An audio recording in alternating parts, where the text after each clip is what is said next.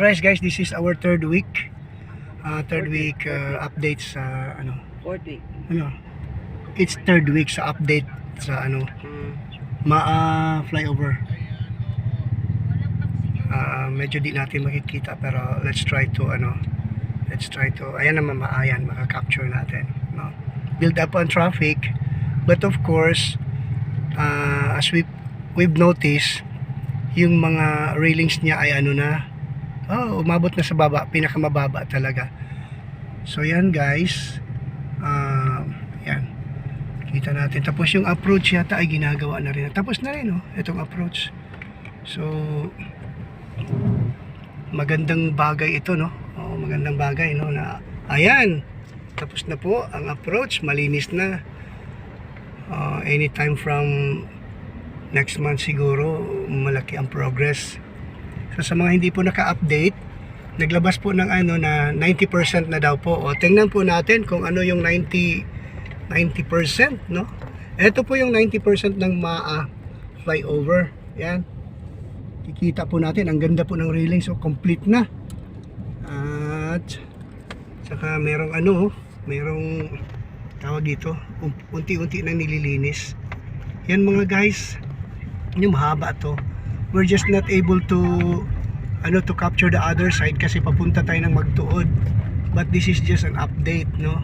Kung mapapansin po natin, kaunti lang yung build up ng traffic doon. At saka maluwang naman. Ito naman dito na right side, 2 lanes yata ito, 2 lanes or 3 lanes. Mapapansin natin 2 lanes ito eh. May poste na yan, yung mga poste hanggang dyan po yung gagawing syempre mga faves ng daanan. Maganda ang update guys. Yun po ang makikita na po natin. And later to this afternoon, tingnan natin yung kabila.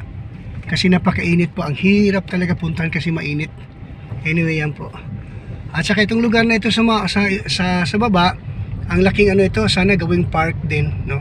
Or gawing tingnan lang natin kung anong plano nila dito. Basta yan po ang update natin sa ating MAA flyover. Yan. Yung driver natin nalilito na kung saan siya pupunta kasi pinagbigyan tayong makunan yung right side to 700. Ayan, tingnan nyo, lungsod ng Davao. Ayan, water, yan. Ito po kami sa Davao City, mga simpleng lang, pero rock. Ang ganda po ng mga facility po namin, mga amenities po namin dito. Kaya if you wanted to visit Davao, welcome po kayo to visit us here in Davao City. At tingnan nyo sa mga websites po, yung mga may magagandang mga tawag dito. May mga magagandang lugar na maaari natin puntahan po. So ayan.